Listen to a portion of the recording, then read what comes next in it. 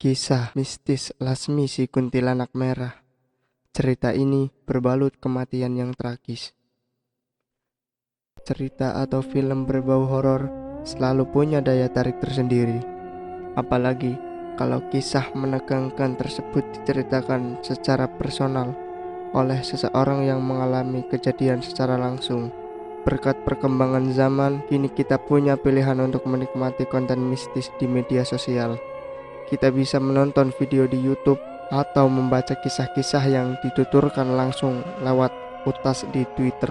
Baru-baru ini viral sebuah cerita horor yang dituturkan langsung oleh Valen Jacob melalui laman Twitter pribadinya @valenzaman. Valen menceritakan pengalamannya berinteraksi dan mendengar kisah hidup sosok kuntilanak merah yang selama ini menjaga adiknya.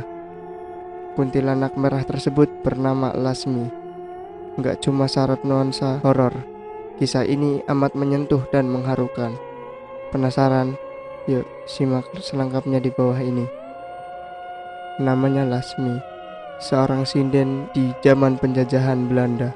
Semasa hidup, ia menikah dengan lelaki tampan bernama Asep, peniup seruling dari grup pengiringnya. Kita mulai dari awal. Cerita ini berasal dari hantu Lasmi sendiri. Lasmi bercerita kepada Valen tentang dirinya dengan medium adiknya sendiri. Jadi begini ceritanya. Sebelum bergentayangan seperti sekarang, 100 tahun yang lalu, Lasmi adalah seorang perempuan cantik yang hidup saat zaman penjajahan Belanda. Lasmi berprofesi sebagai sinden. Pada umur 12 tahun, Lasmi menemukan belahan hatinya, seorang pria bernama Asep. Mereka bertemu di kebun teh di daerah Lembang dan saling jatuh cinta. Lasmi menikah dengan Asep yang bekerja sebagai peniup suling yang jadi pengiring saat ia nyinden. Di zaman itu, menikah di umur 12 tahun itu hal lumrah. Pernikahan Lasmi dan Asep bahagia. Mereka hidup dan bekerja bersama. Setelah 5 tahun pernikahan, Asep dan Lasmi belum juga dikaruniai anak. Tetangga mereka mulai bergunjing, bergosip kalau Lasmi mandul. Teman-teman Asep juga nggak kalah sengit dengan para ibu-ibu soal bergosip. Mengetahui hal ini, Lasmi merasa sedih, sebab nggak mampu memberi Asep momongan. Bahkan, Lasmi selalu mengusap-usap perut tetangganya yang sedang hamil dan berharap suatu saat ia dapat hamil jua. Tidak sampai di situ, Lasmi pernah dirayu dan dilecehkan oleh Londo. Saat ia selesai pentas di acara orang-orang Belanda, kejadian tersebut semakin membuatnya sedih dan merasa gak pantas menjadi seorang ibu. Melihat sang istri yang bersedih hati, Asep meyakinkan Lasmi kalau ia tidak akan meninggalkan meski mereka belum dikaruniai keturunan. Di titik ini, Asep mulai sakit-sakitan. Ia memiliki penyakit gula turun-temurun dari keluarganya. Tepat saat usia pernikahan Asep dan Lasmi menginjak 10 tahun, doa dan harapan keluarga kecil tersebut terkabul. Lasmi hamil. Lasmi mengusap-usap perutnya dan mengatakan utun. Gunjingan tetangga berhenti. Semua berubah menjadi doa. Suatu malam selepas pulang kerja, sebuah mobil pengangkut tanpa lampu menerjang Lasmi yang sedang mengandung. Nyawa Lasmi tidak tertolong dan ia menghembuskan nafas terakhirnya. Oh iya, menurut penuturan Valen, sosok kuntilanak merah ini tinggal di pohon mangga di Jalan Wastu Kencana, Bandung.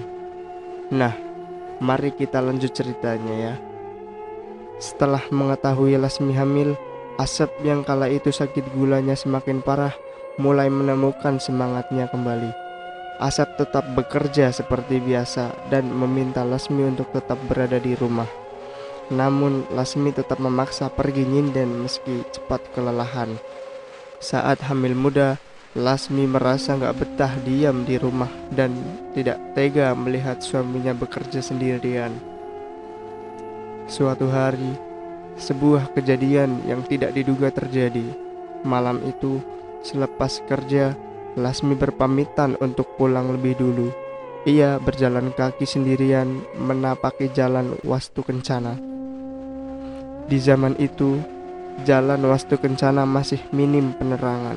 Lasmi yang kala itu sedang mengandung 3 bulan berjalan pelan menahan kantuknya sebelum sebuah mobil pengangkut tanpa lampu menabraknya.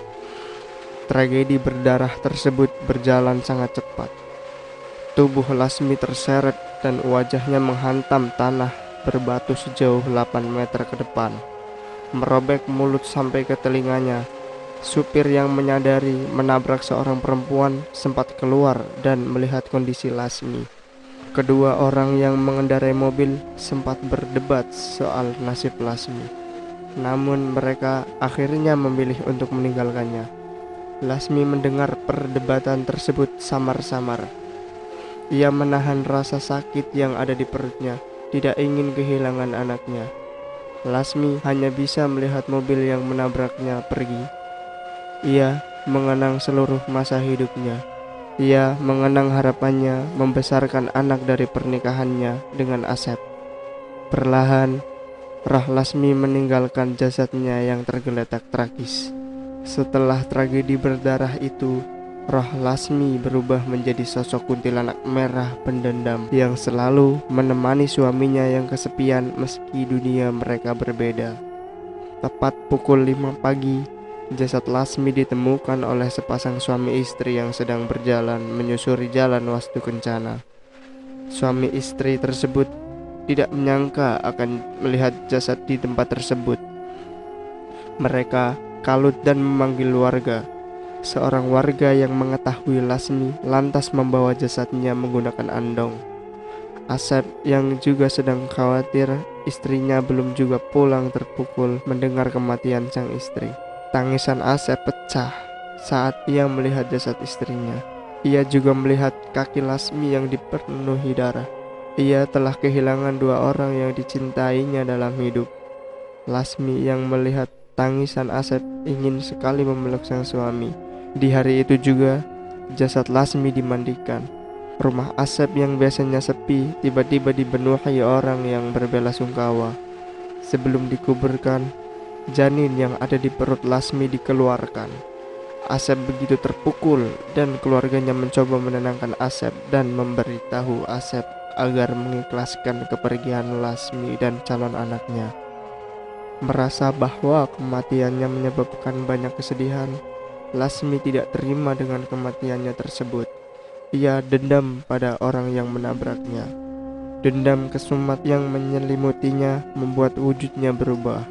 Tatapan matanya yang sebelumnya teduh berubah menjadi sorotan berwarna merah darah. Wajahnya yang ramah berubah menyeramkan. Saat menyadari sosoknya berubah menjadi kuntilanak merah, ia berteriak dan tertawa melengking. Sebuah tawa yang menakutkan sekaligus memilukan. Lasmi tetap datang menemani sang suami yang kesepian. Lasmi tahu usahanya sia-sia, namun ia ingin tetap dekat dengan sang suami. Lasmi selalu menunggu di tempat dirinya meninggal, menunggu mobil yang menabraknya melintas. Boleh percaya atau tidak, semua dikembalikan ke kamu ya. Entah itu kerjaan Lasmi beneran atau cuma kerjaan jin yang memperdaya manusia. Semoga kamu bijaksana dalam menyikapinya ya.